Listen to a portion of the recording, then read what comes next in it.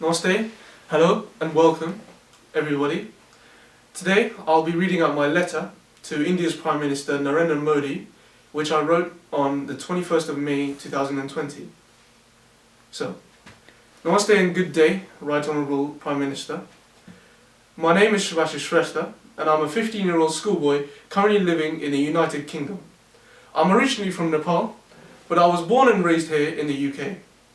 One of the things I'm planning to study in the future is media, particularly political journalism.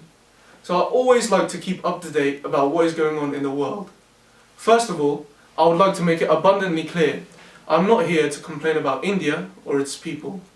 In fact, I have many Indian friends, and the Indian and Nepalese communities are very, very close here in the UK, which makes us both very happy. Both of our countries, Nepal and India, have a unique and great relationship, unlike any other in the world.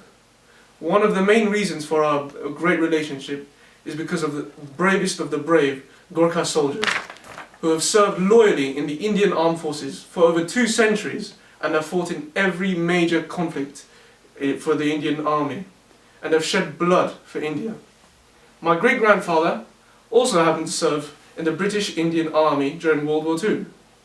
Similarly, my father was a Nepalese police officer. He deployed to India for commando training, and my mother is also a nurse who went to India for nursing training. They have both always spoken highly to me about the great people of India. I also had the wonderful pleasure of visiting the great India, and I always remember the people being very kind and polite towards us Nepalese. My parents have always encouraged me to learn about our great culture, and because of them, I've since become a very big fan of Bollywood movies since my childhood. However, despite all the brilliant stuff between our countries, there are a few issues. Now, of course, around the world, people are currently suffering with the horrific coronavirus, and most governments have been concentrating on controlling the virus by working together as a world community. And I cannot stress how important this is, especially for our countries, due to our open borders. However, at the same time, the disputed border situation between our two countries have sadly become even more highlighted. Of course, we are aware that this issue is nothing new. However, after India inaugurated the Kailash-Mansarovar road through Nepal, without even once consulting Nepal's government, tensions have risen to an all-time high. However, I would like to make it clear that I'm not here to debate the situation at hand. However, I'm simply concerned in the way that it is being handled. Yesterday, I happened to watch an interview by Arnab Goswami, an Indian TV journalist, in which he spoke to Nepalese MP Dr. Narendra Rijal. In this interview, there were several times when journalist Goswami spoke insultingly towards Nepal and its people. In the same interview, we heard retired Major General of the Indian Army, G.D. Bakshi, stating, "We Indians have scored a self-goal by helping the Maoists come to power in Kathmandu." I found this highly shocking. Similarly, the Chief of Army Staff, Manoj Mukund Narvane, gave a controversial statement regarding this border issue, which I, along with many others, found highly offensive. Mr. Prime Minister, are they really representing the views of your government? Are the bureaucrats of India going to make the decisions for the Indo-Nepal relationship?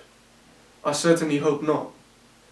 A few years back, I remember you being extremely popular in Nepal, especially due to your wonderful help during the difficult earthquake time. And I hope that you realized this during your visit to Nepal. But with all due respect, unfortunately, now due to the, of course, border issue and a few years back due to the economic blockade by your government, your popularity scale has sadly begun to decrease. Nowadays, due to the easy access of social media, all the world issues are being spread extremely fast. So Nepalese people from all around the world are aware and deeply upset by what they hear. I am one of many people who highly value our relationship and would be deeply saddened to see it damaged in any way.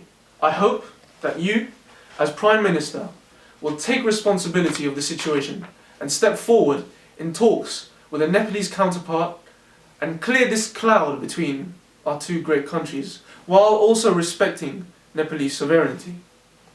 I've always been a big fan of the late APJ Abdul Kalam, the former President of India, who famously always loved to listen to the views of the children and youth.